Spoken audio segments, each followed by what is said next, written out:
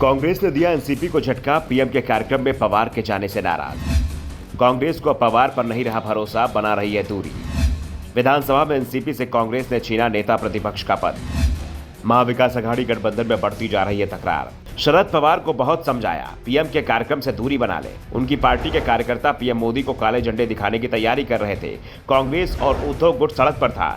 मल्लिकार्जुन खड़गे से लेकर लालू यादव ने शरद पवार को समझाया। विपक्ष के तमाम नेताओं ने पवार से कहा कि पीएम के साथ मंच पर दिखेंगे तो गठबंधन को भारी नुकसान हो जाएगा। चुनाव अब प्रतीकों की लड़ाई में बदल चुका है और इसमें इंडिया गठबंधन बीजेपी से हार जाएगा। लेकिन पवार ने किसी की नहीं मानी, कार्यक्रम में गए, अपने हाथों से पीएम मोदी को सम्मान भी दिया, कोई चिंता नहीं की। लेकिन अब चिंता एमवीए में बिखराव को लेकर हो रही है। कांग्रेस और शिवसेना का उद्धव गुट पवार के कदम से बेहद नाराज है। नाराजगी का आलम यह है कि अब पवार अपने सहयोगियों को मनाने में जुटे हुए हैं। दावा कर रहे हैं कि राजनीति अपनी जगह है, लेकिन व्यक्तिगत संबंध अपनी जगह है।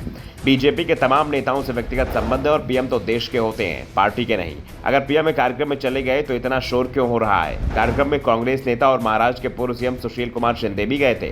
पीएम के साथ मंच पर बैठे थे, लेकिन कांग्रेस से कोई सवाल नहीं कर रहा है। हर सवाल एनसीपी प्रमुख से ही पूछा जा रहा है। इस बीच कांग्रेस के अंदर शरद पवार की विश्वसनीयता पर भी सवाल उठने लगे हैं। कांग्रेस नेताओं का ही कहना है कि अब शरद पवार पर भरोसा नहीं है। पहले पवार साहब ने वीर सावरकर मामले में राहुल गांधी को खामोश किया था, अडानी मामले में जांच के मुद्दे को भी टाल दिया था। उसके बाद अब जब उनकी पार्टी बिखर गई, उस पर भी पवार की भूमिका साफ नहीं है।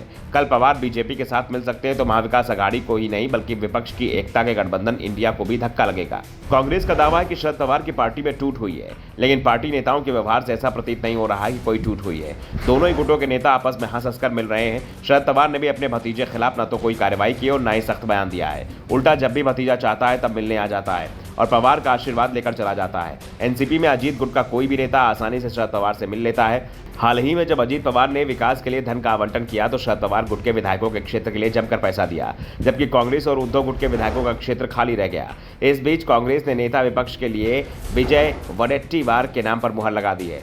अजीत पवार के शिंदे फडणवीस सरकार में शामिल होने के बाद से ही विधानसभा में विपक्ष के नेता का पद खाली हो गया था। इससे पहले विपक्ष के नेता राधाकृष्ण विखे पाटिल जून 2019 में कांग्रेस से इस्तीफा देकर बीजेपी में शामिल हो गए थे। इसके बाद विजय वडेट्टीवार को 24 जून 2019 को विपक्ष का नेता चुना गया था। वे चंद्रपुर जिले की ब्रह्मपुरी विधानसभा सीट का प्रतिनिधित्व करते हैं। पाटिल के सहारे कांग्रेस की नजर मराठा वोटों पर टिकी है। पवार को लेकर कांग्रेस में ही डर नहीं दिख रहा है, डर उद्धव ठाकरे के मन में भी दिख रहा है। उद्धव को एहसास है कि अगर वो आने वाला लोकसभा और विधानसभा चुनाव हार जाते हैं या केंद्र और राज्य में एक बार फिर बीजेपी की सरकार बन जाती है तो उनके लिए भविष्य की राजनीति करना बेहद मुश्किल हो जाएगा। ऐसे में उन्होंने भी पार्टी के नेताओं की बैठक बुलाई। बैठक अचानक बुलाई गई थी, इसलिए सिर्फ मुंबई और ठाणे के नेताओं को ही बुलाया गया था। उद्धव ठाकरे ने बैठक में अपने नेताओं से कहा है कि चुनाव कभी भी हो सकते हैं, इसलिए चुनाव की तैयारियों में लग जाइए। अपने अपने इलाकों में मतदाता सूचियों का निरीक्षण करें। जिन लोगों के नाम मतदाता सूची में शामिल नहीं है उनसे संपर्क करें और अगर उन्हें दस्तावेज जुटाने में कोई तकलीफ है तो उनकी मदद करें। Bureau report, the Dhakad news.